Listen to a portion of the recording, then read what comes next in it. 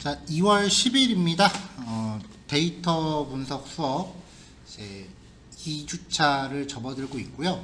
지금 우리가 이제 데이터를 불러와서 일단은 파일 형태로 있는 데이터를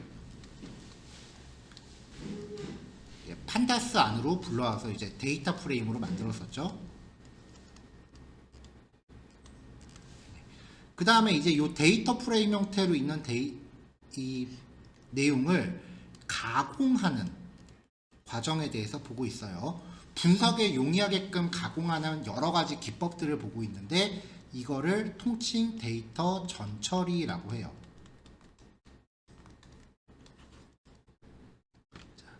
자, 이 과정을 이제 수행을 한 다음에 전처리된 결과물을 본격적으로 분석을 하기 전에 일단 1차로 저장을 해요.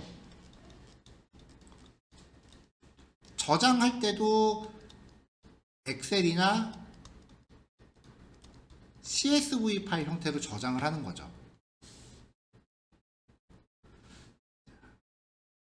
그럼 이제 이렇게 저장된 파일을 다시 한번 데이터 프레임으로 가져와요.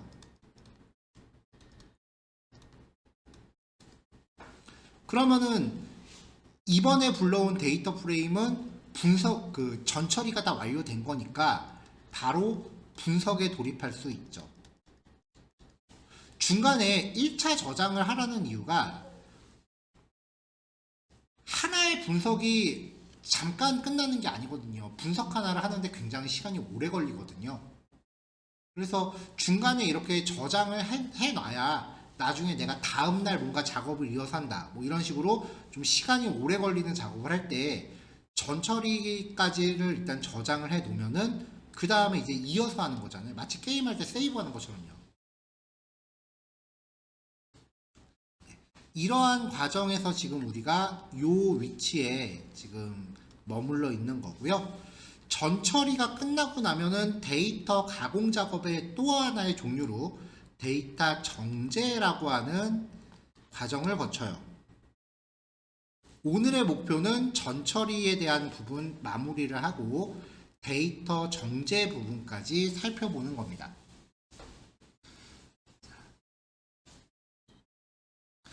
지난주에 이제 기본적인 전처리 기법, 데이터를 여러 개를 불러와서 데이터 파일이 이렇게 꼭 하나만 있는 게 아니거든요. 여러 개의 데이터 파일을 한꺼번에 불러와서 여기에서 일부만을 추출하거나 아니면 여러 개를 조합하거나 해서 분석에 필요한 데이터를 만들어내는 거예요.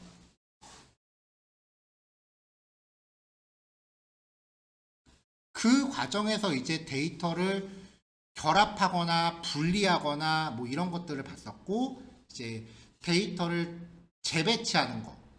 지난주에 피벗 테이블 그리고 멜트, 피벗 테이블을 다시 일반 데이터 프레임으로 해제하는 거 봤었죠?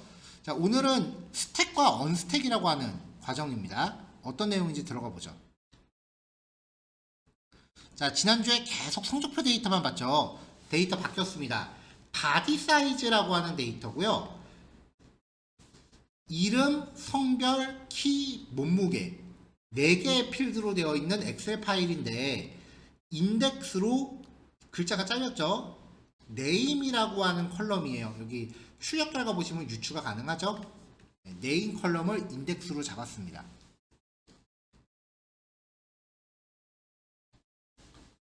자, 이걸 이제 스택이라고 하는 과정으로 처리를 할 건데요.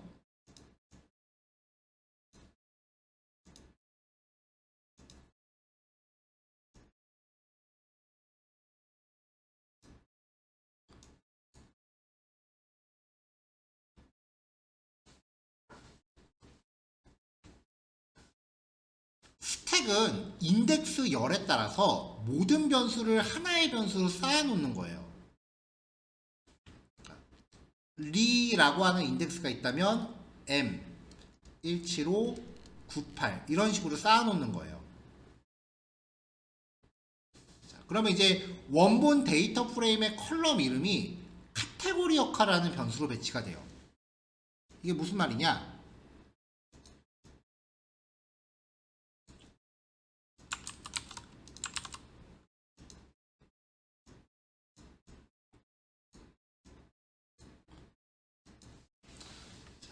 원본 데이터 프레임이 있으면 리라고 이제 인덱스는 있고요.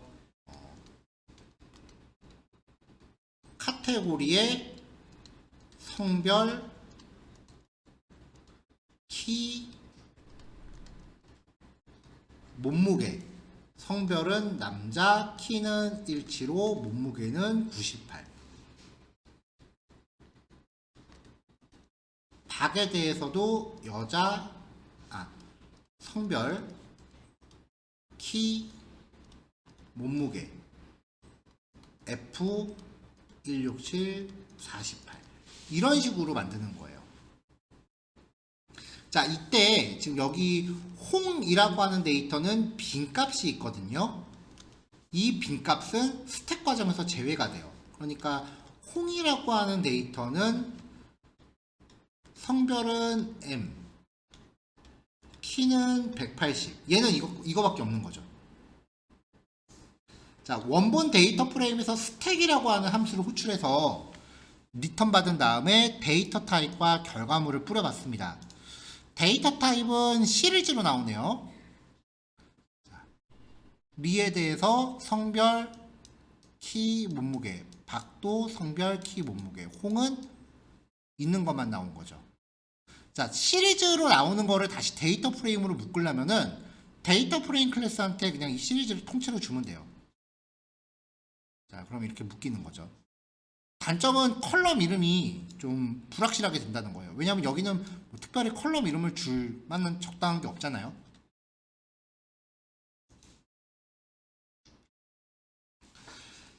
스택을 만들 때 drop NA fails라고 하는 파라미터를 넣으면은 빈값을 그대로 유지해요. 이 drop NA의 기본값이 true예요. 빈값을 포함하지 말라는 거예요. 그래서 이 파라미터를 부여해서 만들면 홍에 대해서 몸무게는 빈값이다 라고 추가가 되는 거죠. 자, 이렇게 만들어진 스택을 언스택이라는 메서드를 호출하면은 다시 원래대로 되돌립니다. 이 스택하고 언스택은 그래프 종류에 따라서 구사해야 될 때가 있어요. 디테일한 케이스는 그래프를 만들 때 소개를 할 거예요. 여기서 이제 데이터를 이런 식으로 재배치한다. 그 정도까지만 개념 정리하시면 될 것 같아요. 똑같은 파일이 한 번 더 들어왔네요.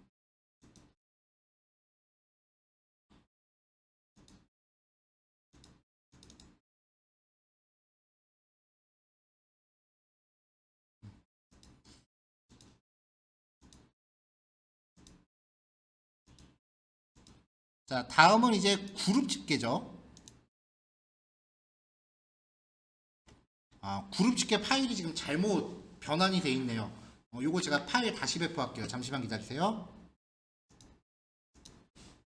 자, 단톡방에 8번 그룹 집계라는 파일을 다시 보냈습니다.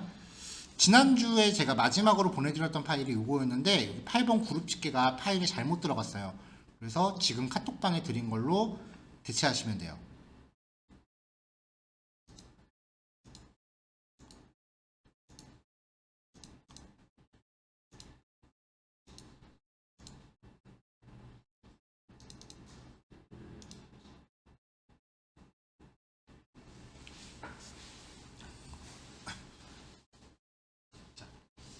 자, 그럼 들어가 볼게요. 그룹별 집계는요, 모모별. 네, 요것만 기억하시면 돼요. 성별, 연령별, 지역별, 월별. 이런 게 되는 거죠. 자, 데이터를 그룹별로 분할해서 각각의 그룹에 대해 별도로 데이터를 처리하거나 그룹별 통계량을 확인할 때, 통계량이라는 거는 합계 최대값, 최소값 이런 걸 뜻한다 그랬죠. 자, 그룹 바이라고 하는 함수고요. 뭐 우리는 아직 SQL 다루기 전이니까 SQL 관련돼서 언급되어 있는 거는 지금은 우리가 신경 쓸 얘기가 아니에요. 자, 데이터를 가져오기 위해서 read 엑셀 함수 다시 불러왔고요. 이번에는 트래픽 ACC라고 하는 엑셀 파일을 가져왔습니다. 이 데이터는 확인해 보면 2005년도 1월부터 2018년도 12월까지 월별 교통사고에 대한 데이터입니다.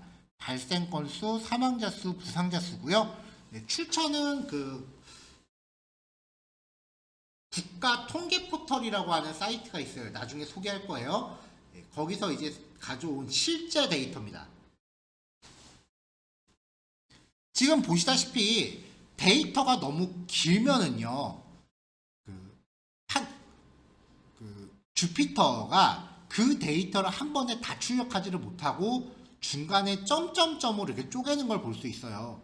한 번에 헤드하고 테일에 해당하는 데이터만 보여줘요.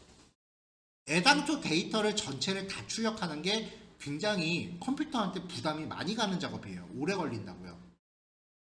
그래서 데이터를 일부만 확인하는 기법을 지금까지 그렇게 본 거예요. 자, 그룹 바이 메서드, 데이터 프레임을 오리진이라는 이름으로 가져왔습니다. 자, 일단 어떤 컬럼을 기준으로 잡고요. 그 다음에 그 기준으로 지정되지 않은 컬럼에 대해서 집계 함수를 명시해야 돼요. 개수, 합계, 평균, 중앙값, 분산, 표준, 편차, 최소, 최대값, 유니크, 고유값, 언유니크, 고유값 개수, 그 다음에 프로드는 곡, 퍼스트랑 라스트는 첫 번째 마지막.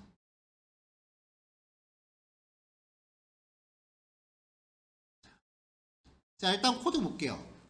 origin.group by 연도로 그룹을 지어요. 그 다음에 sum이라고 호출하면은 연도가 똑같은 데이터별로 묶고 나머지를 합계를 내는 거예요. 원본 데이터를 확인해 보면 이런 식이었잖아요. 연도가 똑같은 거를 하나의 집단으로 묶으면 나머지 것들은 어떻게 하느냐. 나머지 거를 이제 sum 함수로 호출했기 때문에 합계를 내는 거죠. 여기서는 지금 월에 대한 데이터도 합계를 낸단 말이에요. 왜냐면은 기본적으로 그냥 숫자로 돼 있으니까 얘가 연속형 변수인지 알아요. 월 같은 경우는 합계를 낼 데이터가 아니죠. 자, 그래서 원본 데이터 프레임에서 월을 삭제합니다. 아식스 1은 세로 방향이에요. 자, 이렇게 해서 월이 삭제된 데이터를 데이터 프레임으로 만든 다음에 이걸 가지고 연도별로 묶어서 나머지를 집계해야죠. 그래서 연도로 묶고 같은 연도끼리는 합계를 내라. 그러면 연도별 교통사고 발생 건수, 사망자 수, 부상자 수가 집계가 되죠.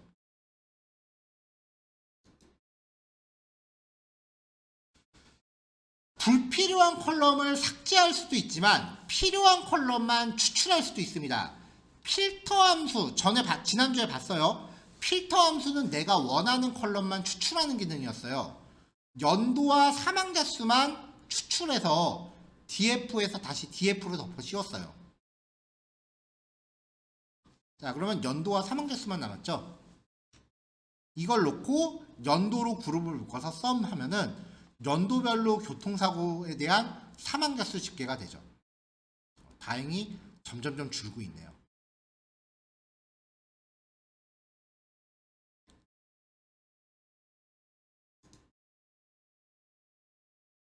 자, 6,376명에서 쭉 이렇게 줄어들고 있죠.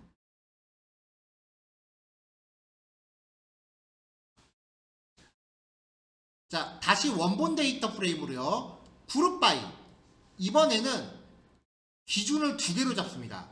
그럼 연도별로 묶고 같은 연도에 대해서 월별로 또 묶어요.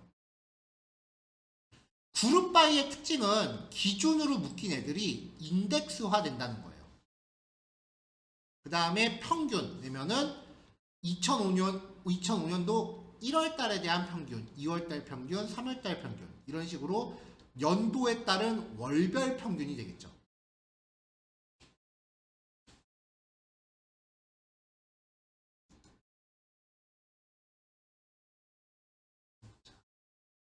연도와 발생 건수를 필터로 묶고요. 연도를 그룹으로 묶습니다. 그러면은 이 발생 건수에 대해서 합계를 내건 평균을 내건 해야 되는데 이걸 다 하고 싶은 거예요. 그러면 여기에 함수 이름들을 이렇게 쭉 나열을 합니다. 여기 뒤에 소괄호 닫는 거 빠졌네요. 그러면 2005년도 합계 최대 최소 평균 전부 다 집계가 가능하죠. 그룹 바이는 이렇게 다각도로 데이터를 접근할 수 있기 때문에 굉장히 많이 써요. 자, 원본 데이터 프레임에서 월을 삭제하고요. 그 삭제된 결과를 가지고 연도별로 묶습니다. AGG 함수는 한꺼번에 여러 개 함수를 호출해요. 만약에 지금 위에 같은 경우는 모든 컬럼에 대해서 이 함수를 다 적용하는 건데 컬럼별로 함수를 따로 놓고 싶다. 그러면 딕셔너리를 열어요.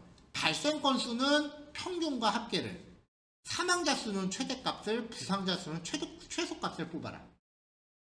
이렇게 컬럼별로 적용되는 함수를 다르게 줄 수도 있습니다.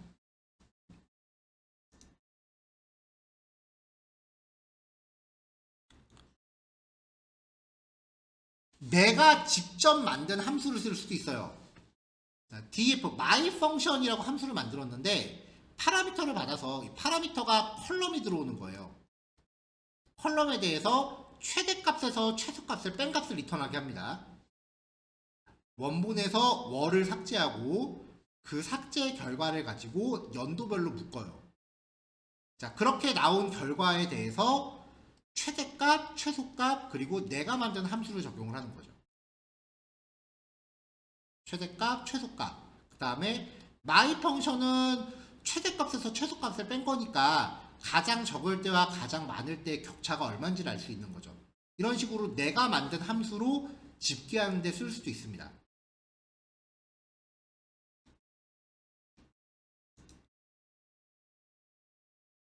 자, 조금 전에 만들었었던 함수를 람다식으로 바꾸면요. 자, 다시 한번 위에 봐요. 자, 얘를 이제 함수 이름을 바로 주는 게 아니라 람다식을 적으면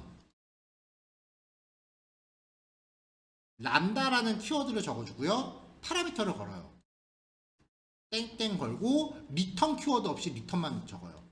x.max 빼기 x.min 이렇게요.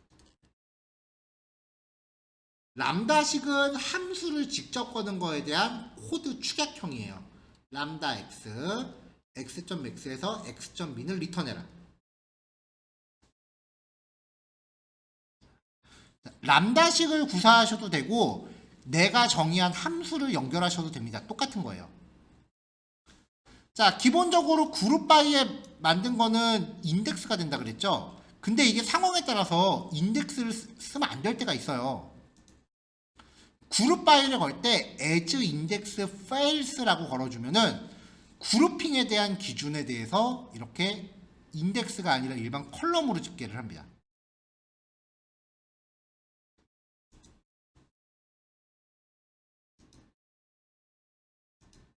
자, 여기까지가 이제 그룹 바이였습니다.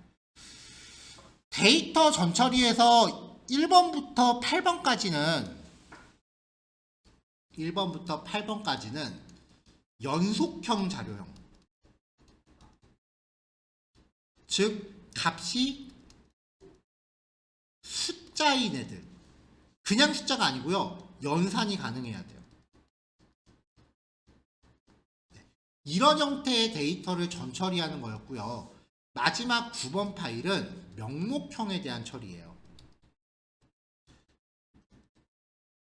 자, 1교시 5까지 보고요. 이제 잠시 쉬었다가 명목형 처리하는 걸로 넘어갈 겁니다. 지금 2시로 치고요.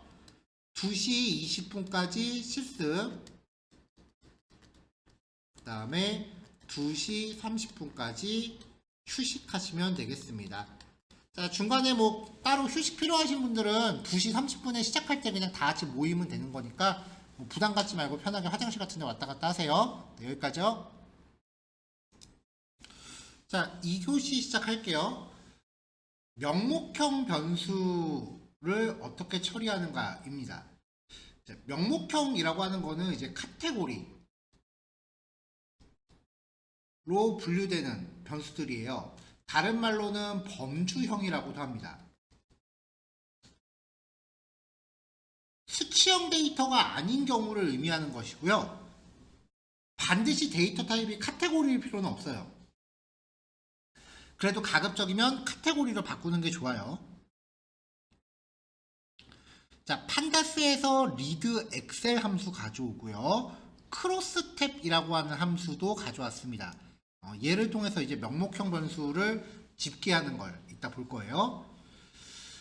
자, 리드 엑셀 함수요. 이 함수를 사용해서 스코어라고 하는 이름의 데이터를 가져왔는데요.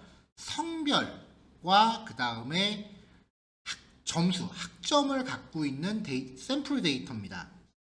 명목형 데이터는 빈도수라고 하는 걸로 이제 집계를 하는데요. 이 빈도수라고 하는 거는 종류별 데이터 수를 뜻해요. 명목형은 전처리 방법이 많지 않아요. 자, 원래 데이터 프레임에서 value count라고 하는 함수를 호출하면 필드별로 값의 종류에 따라서 개수를 카운트해 줍니다. 자, 성별이 M이고 스코어가 B인 데이터가 2개, 성별이 W이고 스코어가 C인 데이터가 2개. 보통 개수의 내림차순으로 정렬이 돼요. 성별이 M이고 A인 데이터 1개, 성별이 M이고 C인 데이터 1개, 성별이 W이고 A인 데이터 1개, 성별이 W이고 B인 데이터 1개. 좀 보기가 어지러워요. 그래서 보통은 컬럼별로 빈도수를 매겨요. 자, 원본 데이터 프레임에서 젠더라고 하는 필드에 대한 밸류 카운트. 자, 남자 4개, 여자 4개. 스코어에 대해서 밸류 카운트. C학점 3개, B학점 3개, A학점 2개. 필요에 따라 사용하면 되죠. 자, 이러한 그 데이터를 보통 교차표라고 하는 걸로 표현을 합니다. 교차표는 범주형 데이터에 대한 피벗 테이블 같은 거라고 보시면 돼요. 반드시 2개 컬럼이 있어야 돼요. 크로스탭이라고 하면서 인덱스로 사용할 데이터를 지정해 주고요. 컬럼으로 사용할 데이터를 지정을 해줘요. 자, 그럼 인덱스로는 지금 성별이 지정됐고요. 컬럼으로는 A, B, C 학점이 지정됐죠. 그러면 남자이면서 A 학점 1명, 남자이면서 B 학점 2명, 남자이면서 C 학점 1명, 여자이면서 A 학점 1명, 여자 B 학점 1명, 여자 C 학점 2명. 이런 식으로 교차로 데이터를 집계하는 겁니다. 추가적인 파라미터가 있어요. 로 네임스, 콜 네임스, 마진스. 로 네임스는요, 이 인덱스에 대한 이름이고요. 콜 네임스는 컬럼에 대한 이름이고요. 마진 트루는 가로 방향과 세로 방향에 대해서 합계를 내주느냐예요. 남자 총합 4건, 여자 총합 4건, A학점 총합 2건, B학점 총합 3건, C학점 총합 3건. 이런 식이 되는 거죠. 자, 요 파라미터들은 필요할 때마다 그냥 사용하시면 돼요. 자, 지금 우리가 표시하고 있는 거는 절대값이죠. 실제 개수요. 이거를 비율로 표시하고 싶으면 normalize to라는 파라미터를 추가하시면 됩니다. 그러면 각각 차지하고 있는 비율이 나와요. 그럼 최종적으로 비율은 1이 되겠죠. 자, 명목형 변수에 대한 전처리 방법이었습니다. 자, 여기까지 해서 이제 데이터 전처리 단원이 끝났어요. 그럼 이제 요 단원에 제가 같이 배포해드린 파일이 연구과제라 그래서 연습 문제가 있거든요. 연습 문제는 이제 때때로는 숙제로 내드릴 거고요. 때때로는 이제 수업 시간 중에 실습 시간하고 겸할 거예요. 일단 오늘은 마지막 교시 실습 시간에 얘를 좀 같이 실습하고 같이 풀어보시는 걸로 할 겁니다. 자, 수업 자료실을 보시면 이제 4단원 결측치하고 이상치 정제라는 주제 파일 같이 드렸어요. 요번 교시에 결측치 정제라는 파일까지 같이 보고 일단 실습 때는 9번 파일, 1번 파일 실습하시고요. 3교시 때 이상치 정제 수업 설명하면은 이상치 정제에 대한 실습과 이 연습 문제를 같이 하세요. 그러면 만약에 오늘 수업 시간이 좀 허락이 되면은 연구 과제는 오늘 풀이를 하는 거고요. 만약에 오늘 시간이 좀 부족할 것 같다 싶으면은 내일 시작할 때 풀이하고 시작할게요. 자, 일단 결측치 정제라는 주제부터 들어가 보겠습니다.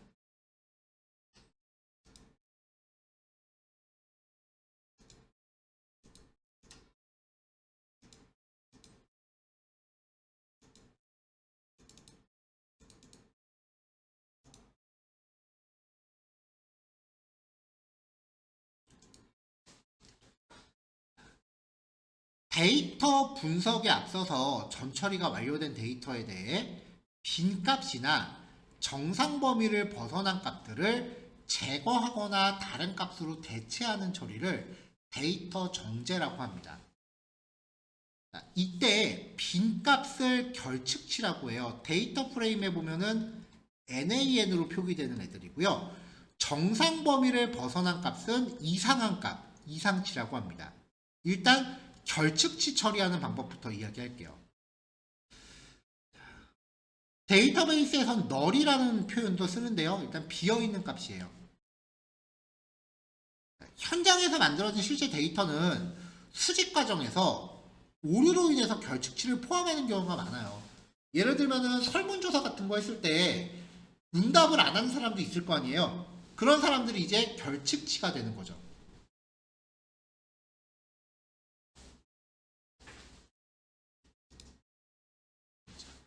자, 결측치가 있으면 통계 처리 함수가 적용되지 않거나 분석 결과가 왜곡되는 문제가 발생할 수 있기 때문에 결측치는 반드시 해결을 해야 되는 문제예요. 근데 결측치 자체가 의미가 있는 경우도 있어요. 쇼핑몰 가입자 중에서 특정 거래 자체가 존재하지 않는 경우. 그리고 인구 통계학 같은 경우에 아주 부자이거나 아주 가난한 경우는 자기 개인정보를 밝히지 않는 경우가 많아요. 이때는 가입자의 특성을 유추해야 될 수도 있죠. 그러니까 이 결측치, 데이터 정제는 통계학적인 기법도 중요하지만 분석가의 주관이 굉장히 많이 관여하는 부분이에요. 결측값을 어떻게 처리하는가에 따라서 작업 속도에 영향이 많아요. 그럼 결측치를 어떻게 처리하느냐? 크게 속어법과 대치법이 있는데요. 속어는 그냥 결측치가 포함된 행이나 열을 삭제하는 거예요. 결측치의 비율이 미미하다면 가장 손쉬운 방법인데 결측치 자체가 중요한 값이거나 아니면은 비율이 많으면 100명 조사했는데 4명이 응답을 안 했어요. 그러면 그때는 그거 다 지워버리면은 통계 결과 자체가 의미가 없어질 수 있으니까 속어는 굉장히 신중해야 되고요. 결측치 대치법은 대부분 이제 평균으로 대치하는 거예요. 비조건부 평균 대치법은 그냥 조사된 데이터에 다짜고짜 평균을 대치하는 거고요. 조건부 평균 대치법이라고 하는 거는 이제 추론 통계의 방법인 회계 분석이라는 걸 사용해서 대치하는 겁니다. 우리가 지금 할 수 있는 거는 이제 평균으로 대치하거나 비조건부 대치법 요 방법밖에 없어요. 회계 분석이라는 건 아직 배우질 않았으니까요. 이건 나중에 이야기해 볼게요. 자, 다중 대치법이라는 것도 있는데요. 한 번에 대치하는 게 아니라 여러 번 반복해서 가상적으로 완전한 자료를 만드는 거예요. 그래서 대치를 한 다음에 대치 결과를 분석해 갖고 그걸 여러 가지 결과와 결합하는 스타일로 이루어집니다.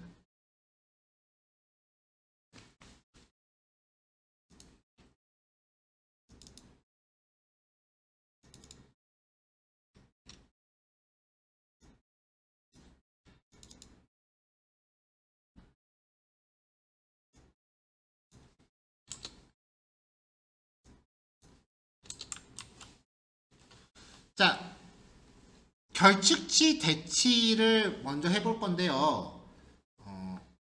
추가적인 패키지가 필요해요. scikit-learn이라고 하는 패키지가 필요합니다. 이 scikit-learn은요, 파이썬에서 사용되는 가장 대표적인 머신러닝 패키지예요.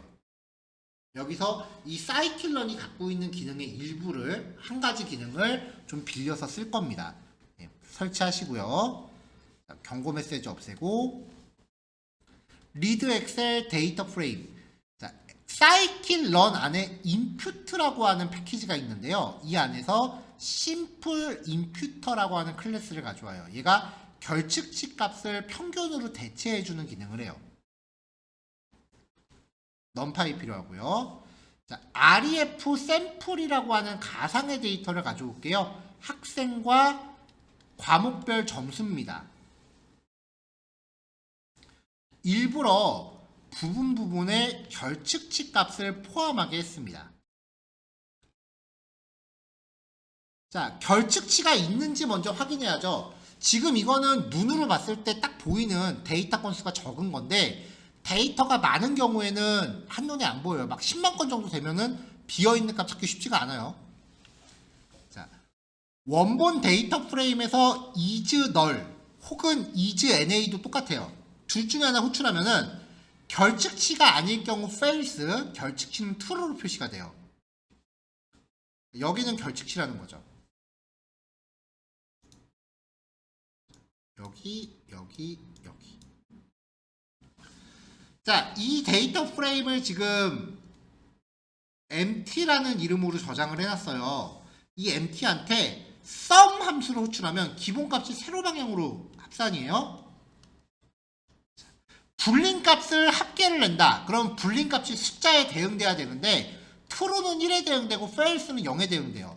true는 결측치인 거고 false는 결측치가 아닌 거였잖아요. 그러면 컬럼별로 집계되는 게 각 컬럼별 결측치 수가 되는 거죠. 그러면은 이 결과값이 0보다 큰 항목에 대해서 뭔가 처리를 해야만 정상적인 분석 결과를 기대할 수 있다는 거예요. 보통은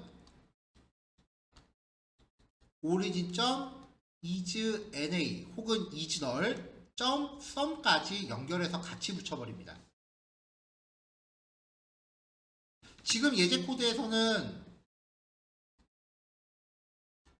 empty는 origin.isNA 라고 뿌리고 그 다음에 empty.sum 이렇게 호출을 했는데요. isNA의 리턴 값이 empty고 empty는 여기 있죠. 그럼 결과적으로 이 empty가 isNA네요. 그러니까 이 코드를 이 자리에 바로 넣어도 된다는 거죠. 그래서 이런 형식으로 많이 쓰인다는 거예요. 자, 결측치가 확인됐으니까 결측치를 어떻게 처리하는지 봅시다. 결측치 소거입니다. 자, 결측치가 있는 모든 행 단위로 삭제해요. 원본은 변화 없고요. 삭제 결과가 리턴돼요. 인플레이스 true라는 파라미터를 적용하면 즉시 원본에 반영되고 리턴 값이 없습니다. 근데 뭔가 삭제할 때는 웬만하면 원본 건드리지 마세요. 행 단위로 삭제를 하기 때문에 가로 방향으로 지우는 거예요. 그러니까 결측치를 포함한 가로 한 줄을 통째로 지워버립니다.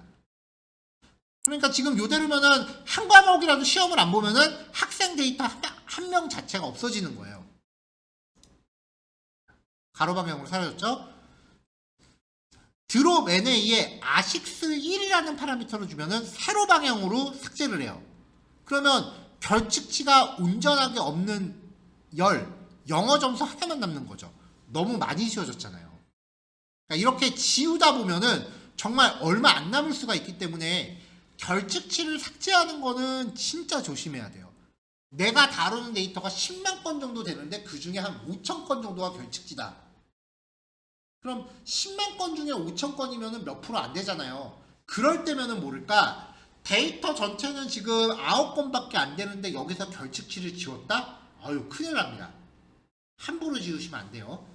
그래서 할 수 있는 게 결측치 대체값이에요. 첫 번째는 고정값으로 지우는 거예요. 모든 결측치를 똑같은 값으로 표시합니다. 오리진.fill NA value는 50. 그럼 빈값을 찾아서 다 50점으로 줘요.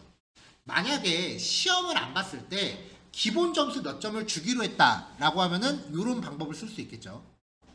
자, fill NA도 inplace true라고 파라미터 주면은 원본에 즉각 반영돼요. 자, 그러면 결측치였던 부분이 전부 이렇게 50점으로 대체되어 있죠. 근데 이거는 좀 부정확한 경우도 많잖아요. 그래서 통계적 값으로 대체합니다. 이게 가장 많이 쓰이는 케이스인데요. 결측치를 정제할 규칙을 담고 있는 객체를 만들어줘야 돼요. 자, 심플 임퓨터한테 missing value 결측치는 numpy 타입이 갖고 있는 NaN 얘를 결측치로 쓰겠다. 얘는 거의 고정이고요. 그 다음에 결측치를 어떤 방법으로 처리할지를 지정해 줍니다. 여기는 평균, 평균, 중앙값, 최빈값, 가장 많이 관측되는 수. 셋 중에 하나의 옵션을 쓸 수 있어요. 그러면 객체가 리턴되는데 이게 결측치를 처리했다는 게 아니라 얘가 결측치를 처리할 규칙이에요. 이 규칙을 fit transform이라는 메서드에다가 이 규칙 객체에서요 원본 데이터 프레임의 값을 뽑아서 줘요. 그러면 2차원 배열로 나옵니다. 여기서는 지금 평균으로 걸었죠? 그럼 한 단위에서 열 단위에서 결측치를 찾아서 평균으로 대체해 주는 거예요.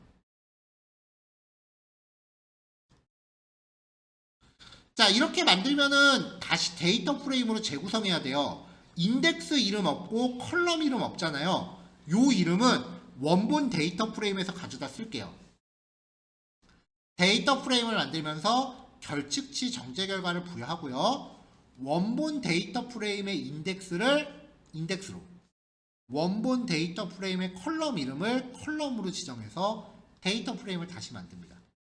이게 가장 일반적인 결측치 정제 과정이에요.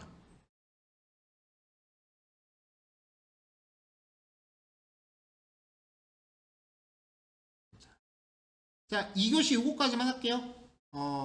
3단원 데이터 전처리에서 9번 명목형 변수 처리, 3단원 9번 예제, 4단원 1번 예제, 결측치 처리하는 거. 자, 요거를 3시 20분까지 하시고요. 10분 쉬었다가 3시 30분까지 휴식하겠습니다.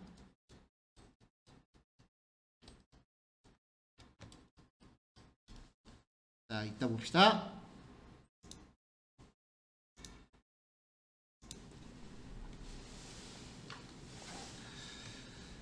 자, 마지막 교시 내용은요, 이제 이상치 정제라고 하는 주제예요. 이제 이상치라고 하는 형태부터 확인을 해야 되는데, 정상 범주에서 크게 벗어난 값을 뜻해요. 결측치보다 이게 더 위험해요. 근데 이건 또 판단을 잘해야 되는 게, 꼭 제거해야 되는 것은 아니기 때문에 분석의 목적이나 종류에 따라서 적절한 판단이 필요해요.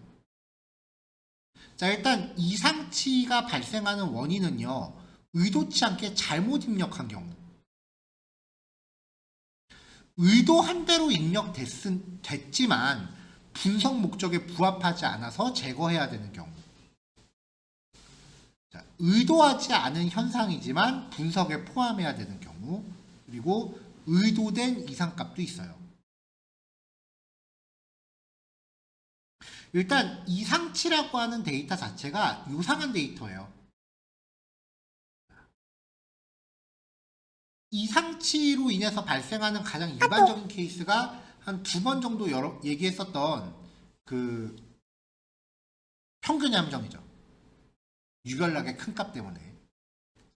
그때 우리가 그 지리학과의 평균 연봉이었는데 그때 평균 연봉이 약 300억 정도 300억은 아니고 한 10억 정도 했었거든요. 우리 돈으로. 이 이유가 이 졸업생 중에 마이클 조던이 혼자 연봉을 300을 먹고 들어갔기 때문에 그래요.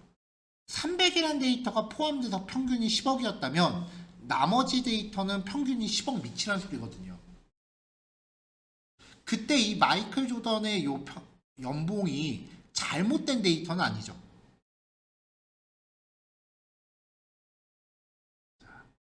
하지만 의도하지 않은 현상인 거는 분명해요. 이때 이 값을 분석에 포함해야 되느냐, 제거해야 되느냐, 이런 것들을 판단해야 되는 거죠.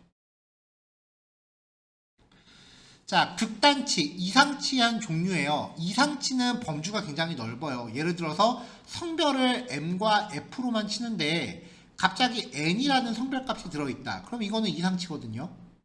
극단치는 숫자로 만든 거예요. 굉장히 드물게 발생하는 극단적인 값. 몸무게를 조사했는데 200kg 이상이 있다. 이런 값이 없으리란 법은 없지만 조사 대상이 초등학생이었다라고 하면은 이건 분명히 잘못된 값일 거예요. 이런 걸 이제 극단치로 봅니다. 자, 이상치는 어디까지를 정상 범위로 볼 것인가를 분석과 주관에 따라 결정을 해줘야 돼요. 이 주관이 들어가는 데 있어서 첫 번째로는 논리적으로 판단하는 거예요. 예를 들어서 성인의 몸무게가 40에서 150을 벗어나는 경우는 상당히 드물 것이기 때문에 이거는 극단치다, 조사가 잘못된 거다로 간주할 수 있고요. 근데 150kg 넘는 사람 없으리란 법은 없잖아요. 그러니까 애매한 거죠. 통계적인 기준을 이용하는 방법이 있어요. ESD라는 방법인데 상하위 0.3% 또는 표준 편차 기준으로 플러스 마이너스 3에 해당할 만큼 극단적으로 크거나 작으면 극단지로 간주하는 방법이에요. 실제 데이터를 표준 편차에 2.5를 곱해요. x가 아니고 곱하기예요, 이거. 곱한 다음에 기하 평균에서 그 값을 빼는 거예요. 혹은 더해요. 요 사이에 있는 값을 정상 범위로 놓고 이걸 벗어나는 거를 극단치로 봅니다. 그래프로 그리면은 이제 요 범주에 벗어나는 데이터들을 이제 극단치로 보겠다. 이런 의미가 되는 거고요. 이거보다 좀 더 간편한 방법은 상자 그림이라고 하는 그래프를 그리는 거예요.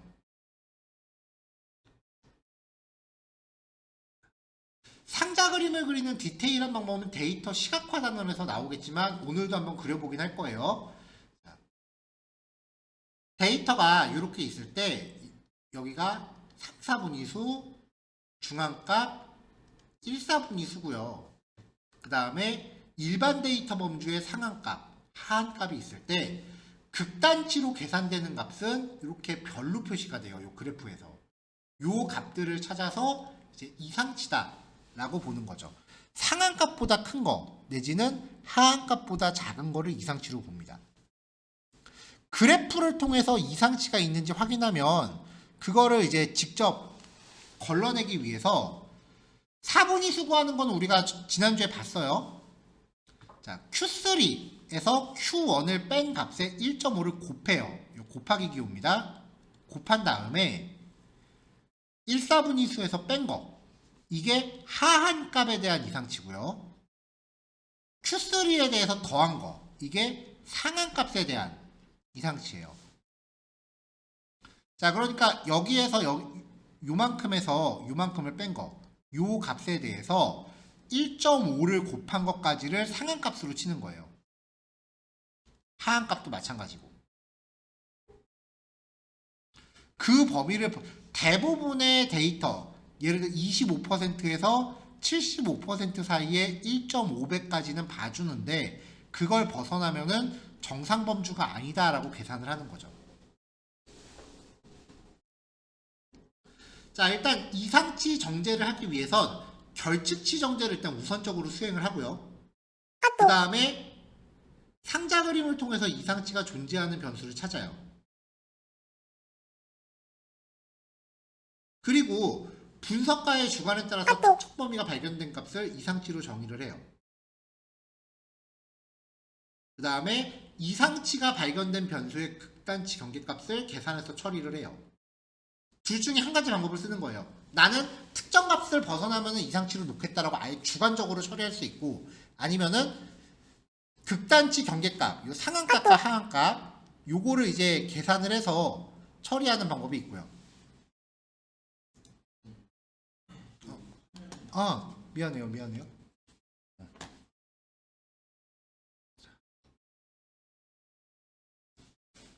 자, 여태까지 페이퍼 계속 읽었으니까 계속 이어갈게요. 자, 그 다음에 이상치를 결측치로 바꾼 다음에 결측치 정제 방법을 적용을 해요. 자, 포인트는 이제 이상치를 감지를 하면 이상치를 결측치로 바꾸는 거예요.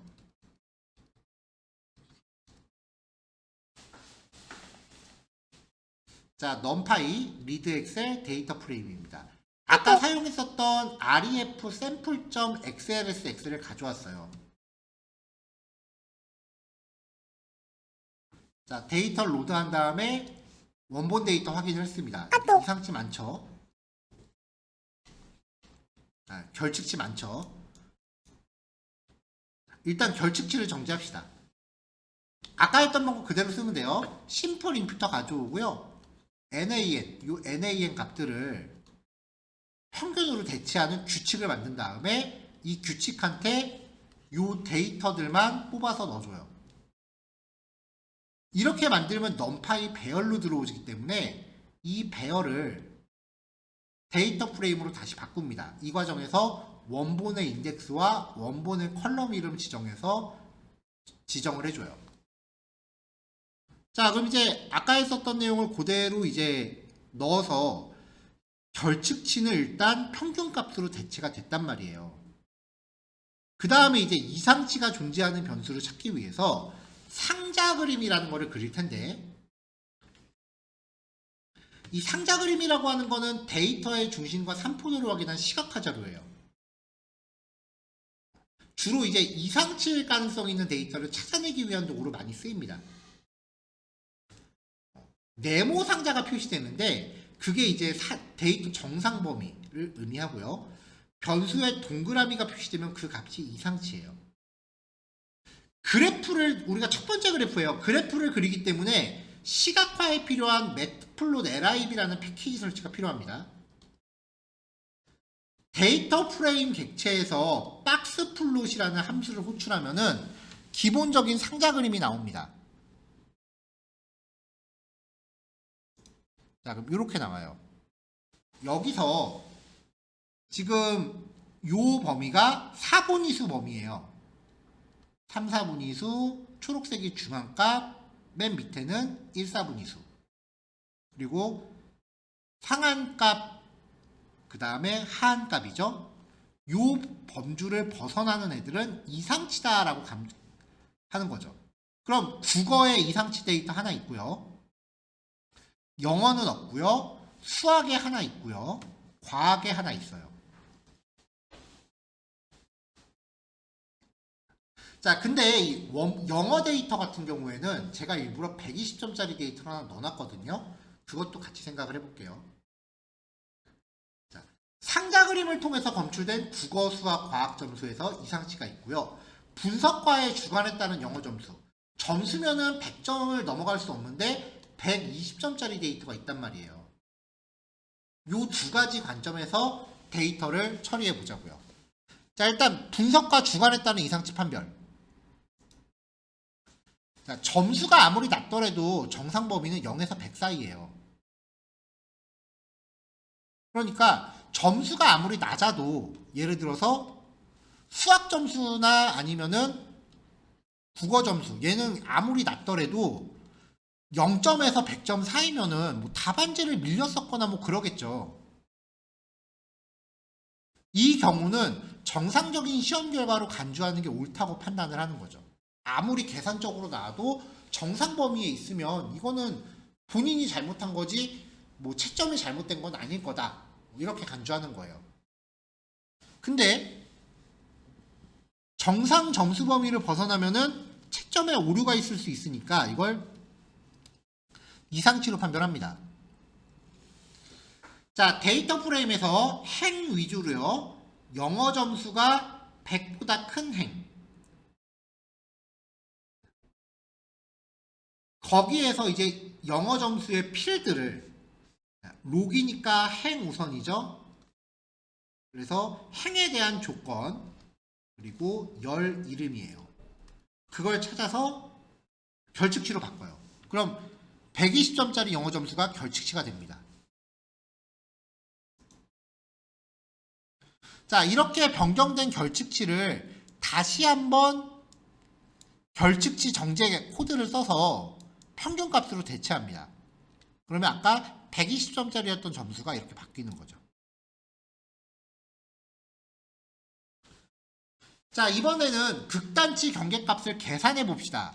4분위수를 구해요. 먼저 4분위간 범위 IQR이라는 값인데 3, 4분위수에서 1, 4분위수를 kup니다.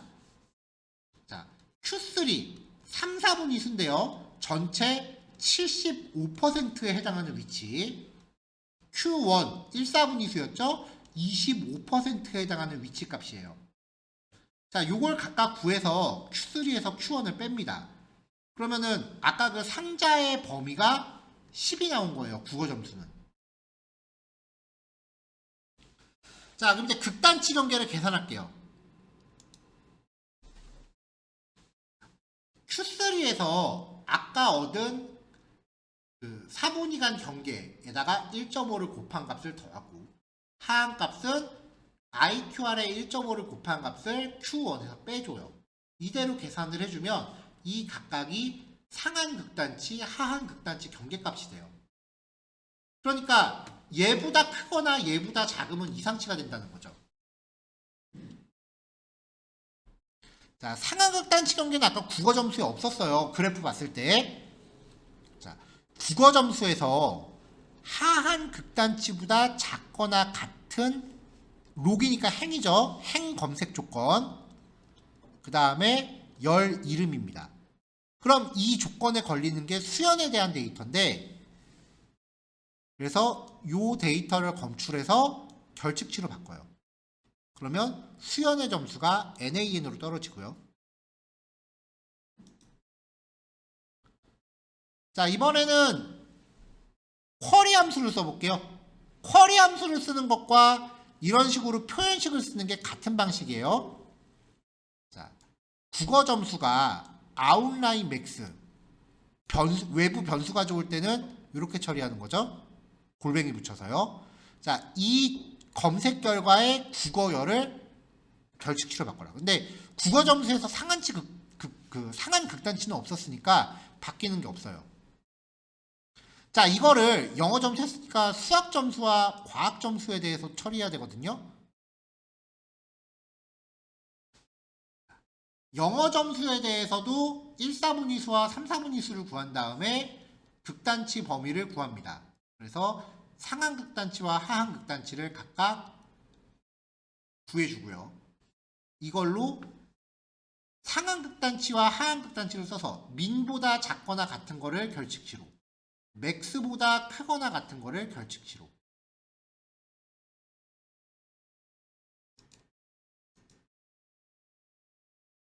자, 영어에선 없었어요. 아까 그래프에 없었죠. 수학 점수. 자, 수학에 대해서 1, 4분위수, 2, 3, 4분위수 구해서 극단치 범위 구하고요. 이걸로 경계값 구한 다음에 범위 조회해서 결측치로 바꿔요. 그러면 수학에서는 범위를 벗어난 값이 있었네요. 자, 마지막으로 코드 그대로 한 번 더 복사한 다음에 과학 점수에 대해서도 합니다. 똑같은 코드로요. 필드 이름만 바꿔주시면 돼요. 그랬더니 과학 점수도 결측치가 나와요. 자, 이렇게 이상치를 감지해서 결측치로 다 바꾼 다음에 이걸 결측치 정제 규칙을 써서 다시 정제하는 거죠. 요 과정이 이제 데이터 정제예요.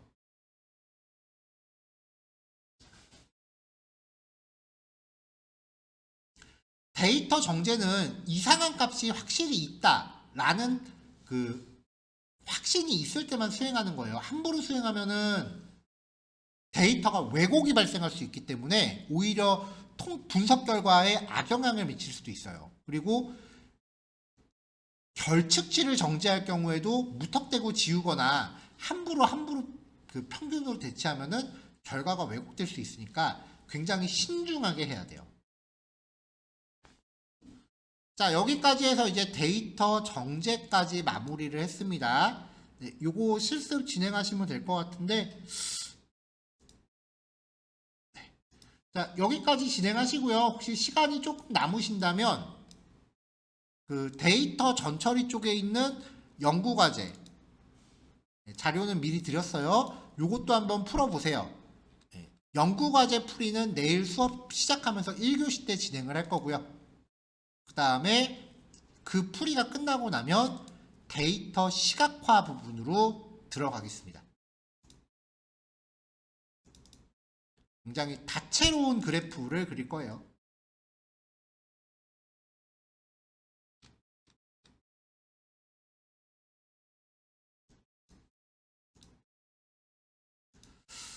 자, 남은 시간 실습 진행하시고요. 시간이 조금 남으신다면은 이제 연습 문제, 연구과제라고 배포한 거 그거 같이 풀어보시면 될 것 같아요. 녹화는 여기까지 할게요.